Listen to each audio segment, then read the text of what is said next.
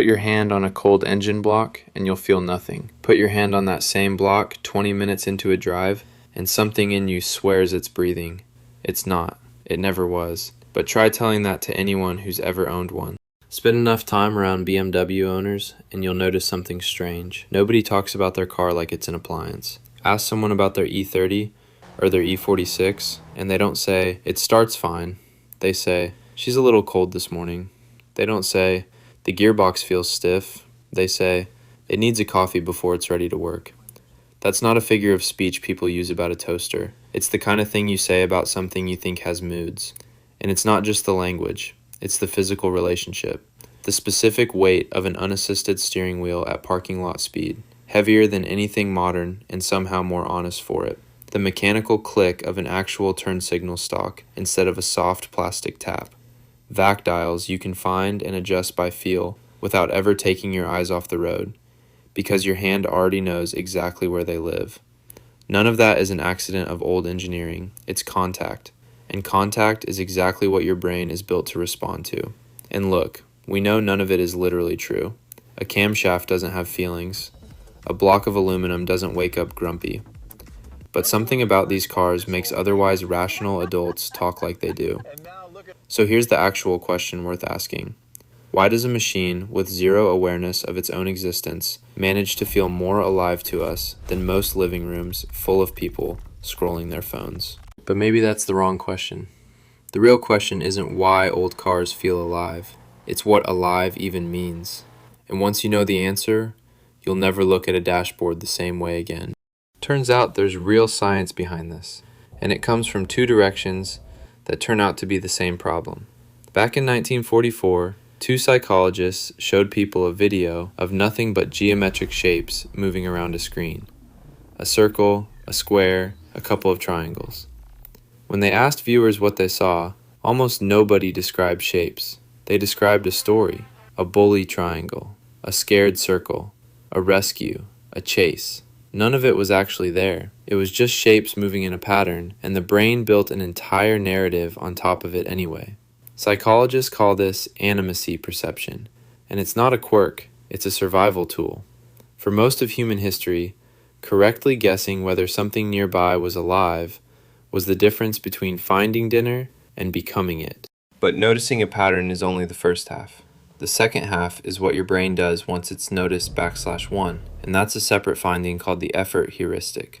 We value things more when we can actually see the work behind them. It's why a handmade ceramic bowl means more than an identical one stamped out by a machine. Here's the part that actually matters though. These two things aren't sitting side by side, they're feeding each other. The moment your brain half suspects an old BMW's idle is a rhythm instead of noise, it starts crediting every bit of friction that car demands from you as an effort on its part, not just yours. The cold start ritual. The throttle body's waking up one at a time instead of just delivering torque on command. Rev matching a downshift by ear because the car isn't going to do it for you. None of that reads as inconvenience to a brain that already half believes it's dealing with something alive. It reads as a relationship being maintained on both sides. Now look, if you're sitting there thinking, my car doesn't have moods, I just think this guy's lost. But stick with me for one more minute, because it's about to get a lot more interesting than shapes on a screen. There's a version of you that would have clicked off by now if this were just a spec sheet with extra steps. You didn't, so subscribe. Not for us, honestly. More so we know to keep making the kind that actually holds up.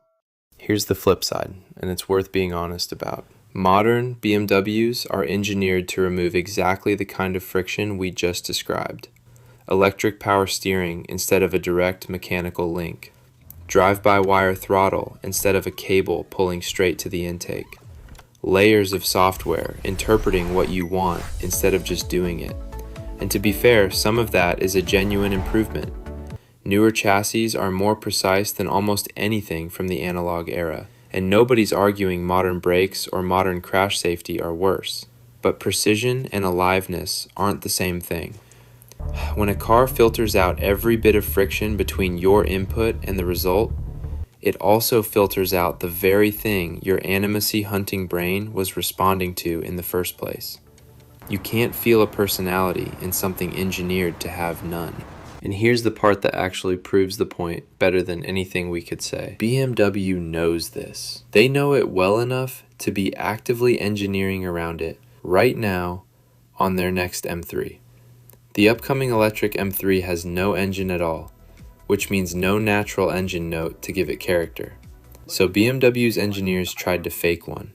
They built synthetic soundtracks pulled from a V10, a V8, even a 4-cylinder from decades ago.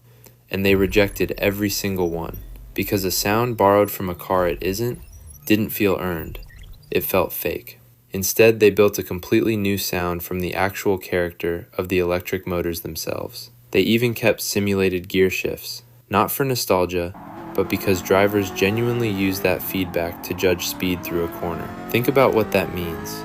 A company with more engineering resources than almost anyone in the industry looked at the exact problem this video is about and concluded the only honest fix was to build something real, not fake something borrowed. That's not us romanticizing old cars. That's BMW agreeing with us. And if you look at why real beat fake, why it beat it even for a team with a nearly unlimited budget to fake it well, that's not really an engineering conclusion. It's a human one, worth following all the way down. BMW spent real engineering budget chasing the same feeling this video's about. Seemed worth sticking around for. If you agree, subscribing's the only vote that actually reaches us. Nobody trusts a car in the first month. Every new noise sounds like the beginning of the end, and you drive it half-braced for something to go wrong. Then, somewhere around month 3, something shifts, and it happens to almost everyone who keeps one long enough. You stop hearing a car and start hearing your car. You learn which sounds are just how it talks, and which ones actually mean something, the same way you'd learn to read a person's mood from their tone before they'd said a word. By year 2, most owners aren't driving a machine anymore. They're driving something closer to a companion that happens to be made of metal. And that's not us being dramatic. That's just what happens when something demands your attention, rewards your effort, and never quite behaves exactly the way it did the day before. So here's what we think is actually going on underneath that. And it's bigger than engine notes and throttle bodies. Psychologists Konstantin Sedekidis and Tim Wildschut have spent close to 2 decades studying nostalgia, and what they found isn't what you'd expect. Nostalgia isn't just a pleasant feeling. Their research links it directly to something called authenticity, a sense of alignment with your actual true self. People who engage with nostalgic memories don't just feel warm and fuzzy, they report feeling more like themselves. Which might be the real answer to the question this whole video is built on. An old BMW doesn't just feel alive because your brain sees patterns in it, and it doesn't just feel alive because of the effort it demands. It feels alive because driving one connects you back to a version of yourself that a modern, filtered, isolated driving experience doesn't reach. It's not the car that's alive, it's you, more than usual, while you're in it. Now, let's not get carried away because romanticizing this stuff without any honesty is exactly how you lose a knowledgeable audience's trust.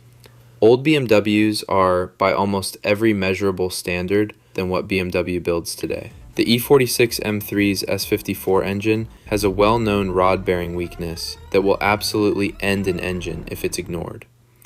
Reliability, fuel economy, crash safety, none of that favors the old stuff.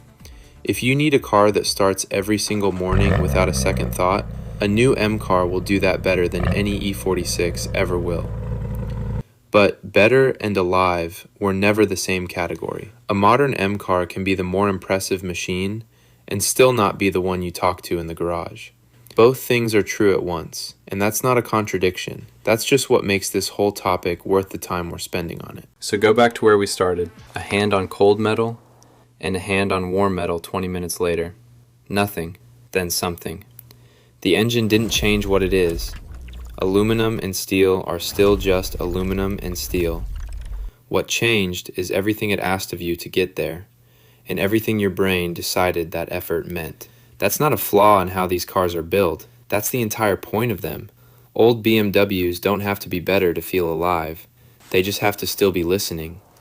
And so, it turns out, do you. If you're taking one thing from this, it's not nostalgia tricking you, and it's not your imagination. Between animacy perception, the effort these cars demand, and what real research says nostalgia does for your sense of self, There's an actual case for why an old BMW can feel more alive than a new one, even though, by every spec sheet, it's the worst car. If you've got one of these rituals yourself, a car that needs its own coffee before it's ready, a sound only you seem to notice coming, tell us in the comments.